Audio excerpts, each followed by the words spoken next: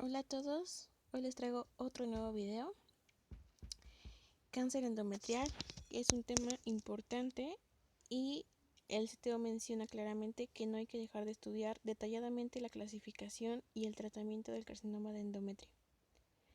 Sobre todo la clasificación que vamos a ver en diapositivas que siguen, que hay que memorizar los puntos clave porque me he percatado que en varios bancos de preguntas mencionan algunos puntos clave para que nosotros demos qué tipo de estadificación, qué tipo de grado se trata este cáncer. Bien, comencemos. Esta es una neoplasia glandular maligna que se origina en la capa interna del cuerpo uterino, es decir, el endometrio. Así como su nombre lo dice claramente, cáncer de endometrio. Es más frecuente por encima de los 50 años de edad, con un pico máximo a los 70 años. Van a ver, como en todas las patologías, factores de riesgo. En esta predomina la paridad, quiere decir en una paciente con infertilidad o nuliparidad, sobre todo con pacientes nulíparas. En cuanto al ciclo menstrual, en cuanto a la paciente que tenga una menarca precoz, menopausia tardía y ciclos anovulatorios. En pacientes obesas, con diabetes, hipertensión y dieta rica en grasa animal. Algunos factores hormonales como los estrógenos aislados y el tratamiento con tamoxifeno en pacientes con cáncer de mama y enfermedades ováricas como los tumores de las células de la granulosa o de la teca. También en varios bancos de pregunta me he fijado que viene el raloxifeno. Este menciona al CTO que no aumenta el riesgo de cáncer endometrial.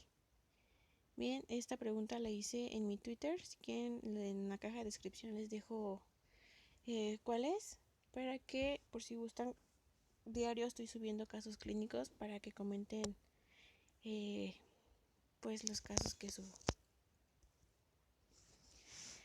Este es un cuadro muy sintetizado que viene en la guía práctica clínica con todos los factores de riesgo que ya mencioné anteriormente.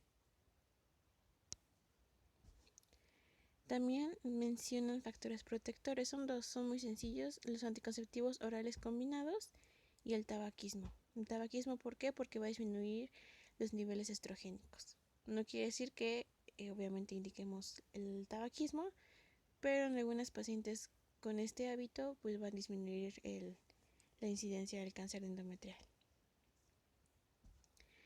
En cuanto al cuadro clínico, es importante saber que del 1 al 5% de las pacientes pueden ser asintomáticas. Sin embargo, en la mayoría van a presentar sangrado uterino normal. Obviamente hay que indagar en pacientes que tengan los factores de riesgo que ya mencioné. Y algo muy importante que menciona el CTO que dice que hay que recordar es la metrorragia en agua de lavar carne. Probablemente en algún caso clínico así venga, entonces este dato es importante saber que se trata probablemente de un cáncer endometrial. También puede haber sangrado uterino normal con antecedentes de terapia estrogénica sin oposición, hormonoterapia con tamoxifeno. Obviamente, como mencioné anteriormente, en los factores de riesgo, el uso de este medicamento es importante para esta patología. O bien, cualquier sangrado uterino en la postmenopausia. Entonces, paciente con sangrado uterino normal, probable cáncer endometrial. Sobre todo en la paciente postmenopáusica, porque recordemos la edad frecuente, que sería de 50 a 70 años, que normalmente ya es una edad en que se presenta la menopausia. Ahora bien, en cuanto al diagnóstico, en todas las guías que he leído menciona el diagnóstico definitivo es a través de estudio histopatológico. ¿Cómo? Pues obviamente realizando una biopsia endometrial. Podemos hacerla de diferentes maneras. La más específica o la más recomendada es por medio de una histeroscopía, porque ahí podemos ver guiadamente pues el útero y todas las partes, pero sin embargo en caso de no tener esta disposición podemos hacer la biopsia endometrial ambulatoria o bien un legrado uterino fraccionado. Igualmente en la guía de práctica clínica mencionan un cuadro con los grados histológicos del cáncer de endometrio y se divide en 3 grados. Todos tienen en común el carcinoma en los que el patrón de crecimiento es sólido. Esto quiere decir que va a mencionar el crecimiento del tumor dentro del endometrio y es importante los grados, los porcentajes, perdón. En grado 1 es inferior al 5%, en grado 2 va a estar entre el 6 y el 50%. Y en grado 3 va a ser superior al 50%. Esto es importante que lo recordemos y porque en varias igual preguntas que he leído mencionan el patrón de crecimiento sólido y también pues nos dan los porcentajes, entonces hay que recordar bien si es grado 1 inferior al 5%, grado 2 entre 6 y 50 y grado 3 mayor al 50%.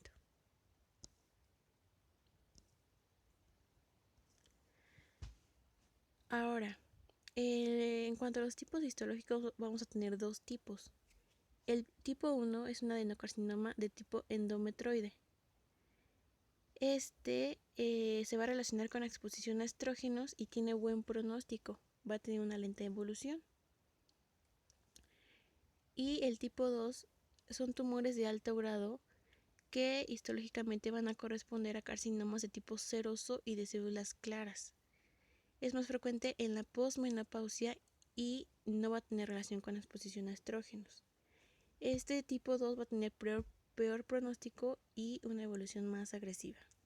Entonces, puntos claves en rojo: tipo 1 endometroide y tipo 2 seroso y células claras. El tipo 1 buen pronóstico y lenta evolución, tipo 2 peor pronóstico y evolución más agresiva. Aquí igual un cuadro que me gustó mucho del CTO, diferenciando el tipo 1 y el tipo 2. Si quieren leerlo con entendimiento, pongan pausa al video y repásenlo. Bien, otra manera del diagnóstico nos indican las guías hacer una prueba de marcadores tumorales. Mandando hacer el CA-125, sobre todo en caso de sospecha de cáncer endometrial con extensión extrauterina.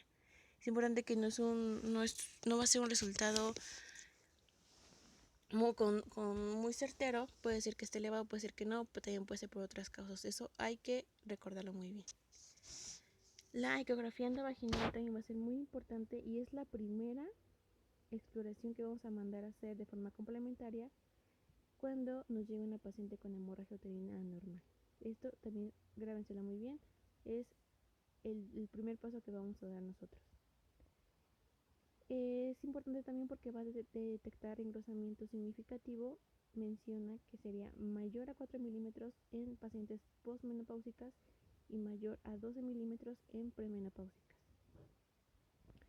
En caso de sospecha de enfermedad extrauterina, podemos mandar a hacer otros estudios, como cuáles, como la TAC, la resonancia magnética, la urografía excretora, la citoscopía, entre otros. Entonces solamente estos cuando ya sospechemos de alguna enfermedad extrauterina.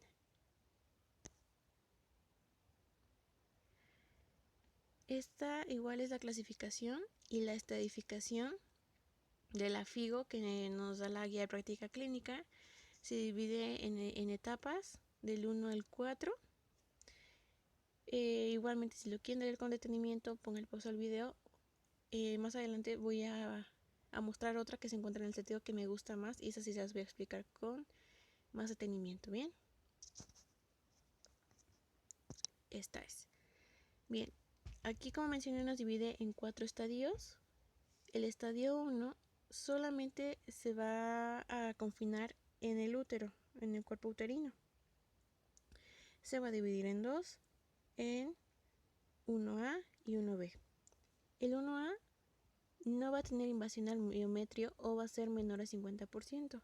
En cuanto al 1B, va a haber una invasión mayor al 50% en el miometrio. Entonces, 1, solamente cuerpo uterino.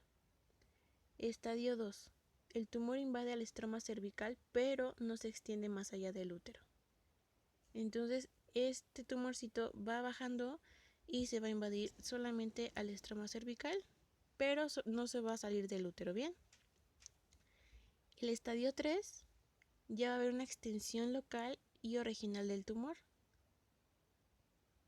El 3A nos va a indicar un tumor que va a afectar a la serosa uterina y o anejos. El estadio 3B, extensión a la vagina y o parametrios. El 3C va a haber metástasis a ganglios pélvicos y o paraórticos. En cuanto al 3C1, ya va a haber afección a ganglios pélvicos positivos y en el 3C2 ganglios paraórticos positivos con o sin ganglio pélvico positivo. Entonces, estadio 3 ya va a haber una extensión local, ya sea a vagina o a ganglios pélvicos y paraórticos. Esto hay que recordarlo bien. Y el estadio 4 ya va a afectar a vejiga o mucosa rectal y bien puede también haber metástasis a distancia.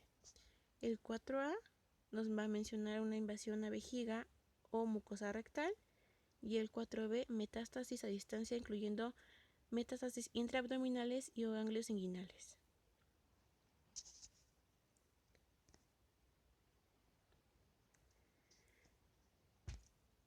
Entonces, como les mencioné al principio del video, el CTO nos hace mucho énfasis de que hay que recordar bien estos estadios y los grados histológicos, porque esto tiene mucha importancia en cuanto al tratamiento.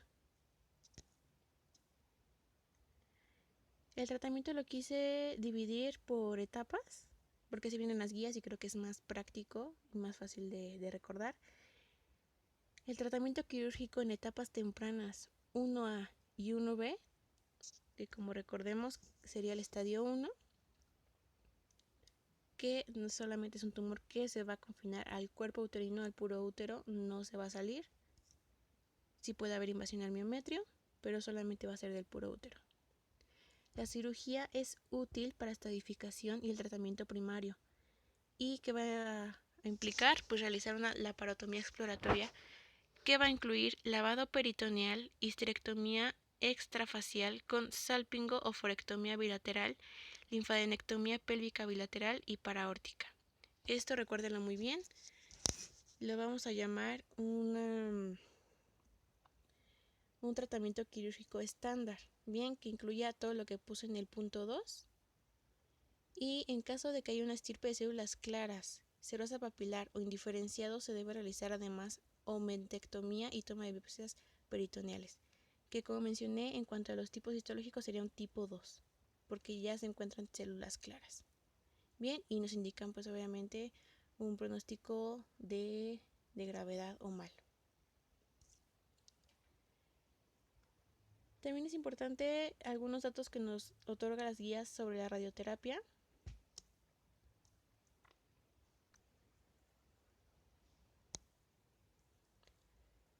Bien, el tratamiento adyuvante a la cirugía como alternativa al tratamiento quirúrgico. Entonces, es importante recordar que esta es adyuvante a la cirugía o puede ser como una alternativa en caso de que no se pueda realizar un tratamiento quirúrgico. Bien, se puede administrar radioterapia externa y braquiterapia.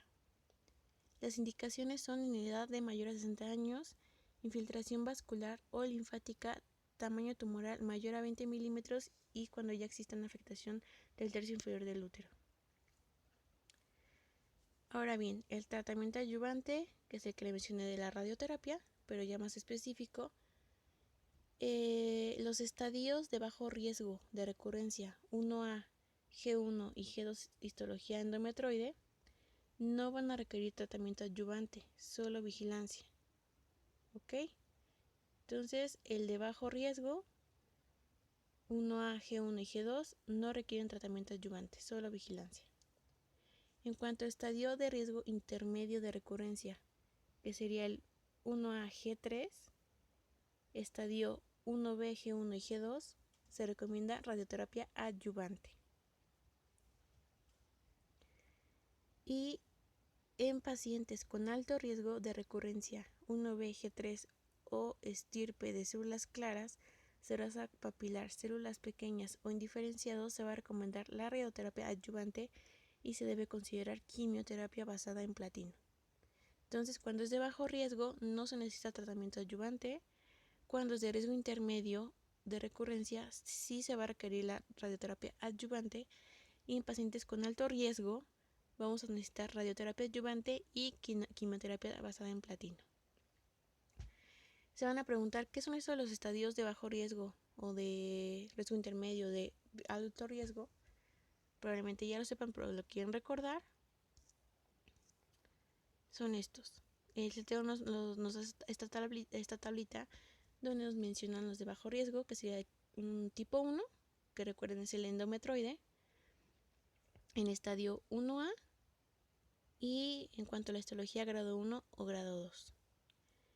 El riesgo intermedio sería todos los tipo 1 en estadio 1A-G3, estadio 1B, que recuerden el 1A y el 1B es solamente en útero, G1, G2 y G3, en cuanto a el cuadrito que puse de histología. Y el tipo 1, estadio 2, grado 1 y grado 2. El alto grado sería en tipo 1, estadio 1B, G3 y estadio 2, G3.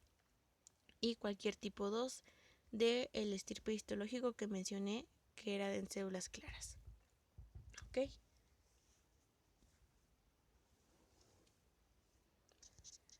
Ahora sí me regreso.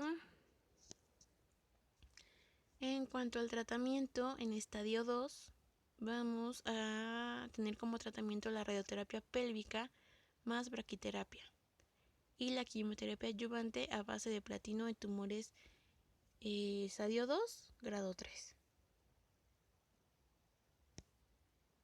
En etapas 3 y 4, las pacientes se van a tratar con cirugía más radioterapia, y en pacientes con estadio 3A y 3B vamos a realizar quimioterapia. En caso de que realicemos una resonancia magnética, una tomografía y haya afección de ascitis, epiplón, ganglios linfáticos, ovario o peritoneo, el tratamiento va a incluir HTA con SOV más detumorización máxima y linfadenectomía pélvica y paraórtica.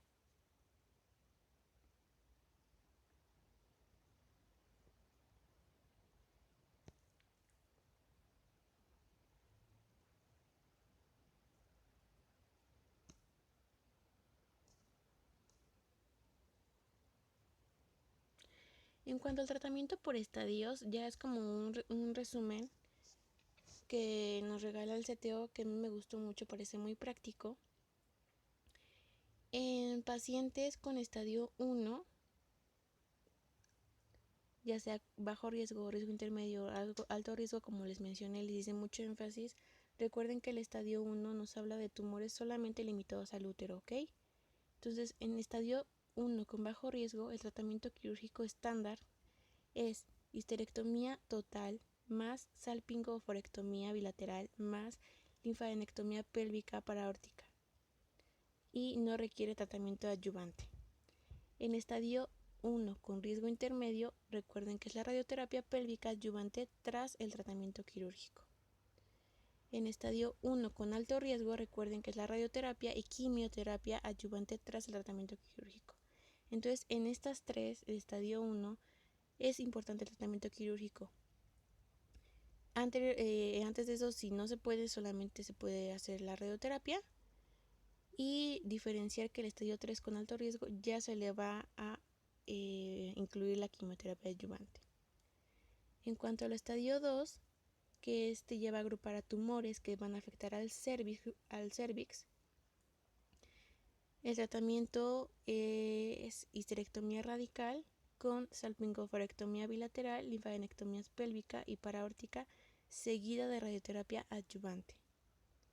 El estadio 3 es un tratamiento quirúrgico, si es posible obviamente, y como alternativa la radioterapia externa y braquiterapia asociada a quimioterapia adyuvante. Y en cuanto al estadio 4, radioterapia, quimioterapia y hormonoterapia. No les mencioné, bueno, más bien no lo escribí, pero la hormonoterapia se emplea solamente en la enfermedad avanzada y metastásica, igual como ya nos habla del estadio 4, y en el tratamiento cuando haya recidiva. Los fármacos más frecuentes utilizados son los gestágenos a altas dosis, como el acetato de medroxiprogesterona o el acetato de megestrol. Okay, entonces estos dos son los que se van a utilizar ya en el estadio 4. Y aquí también hay una imagen que me gustó mucho del CTO, que es un tratamiento detallado por estadios en una imagen. Nos divide la imagen en dos, en estadios quirúrgicos y en estadios no quirúrgicos.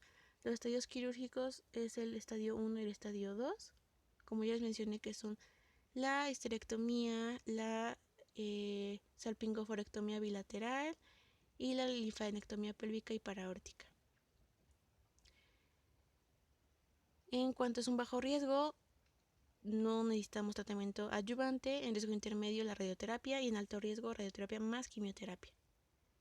En cuanto al estadio 2, tratamiento con, igualmente ya le mencioné, el tratamiento quirúrgico y radioterapia adyuvante.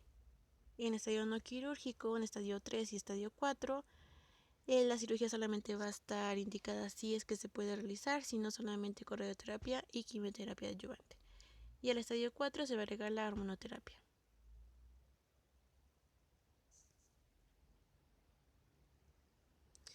Bien, ya sería todo del video. Espero que les haya sido de mucha utilidad. Esta información la saco de la guía de práctica clínica y de los CTOs. También me gustaría dejarles en la caja de descripción mis redes sociales, porque ahí subo muchas veces casos clínicos que vienen en los CTOs o en algunos bancos de preguntas que tengo de varios cursos. Y también, si gustan, podemos hacer pues discutir los casos clínicos, ver por qué sí son las respuestas correctas, por qué no, porque también es importante tomar en cuenta los datos que nos vienen en los casos clínicos, estudiarlos bien, y también las preguntas. Es importante descartarlas porque muchas veces son distractores. Una es la correcta y los demás nos distraen, que pueden ser probablemente las correctas según nuestra mente, pero no es así. Si tienen algún comentario constructivo, lo pueden dejar en la caja de comentarios. Y si quieren algún tema en especial, también me lo pueden decir. Ahorita en estos días estoy subiendo puro de ginecología y obstetricia, pero ya en las próximas semanas voy a ir subiendo de otras especialidades. Recordemos que ginecología y pediatría son los de mayor peso en cuanto al examen. Obviamente las demás no hay que menospreciarlas, pero sí requieren de más estudio la ginecología y pediatría.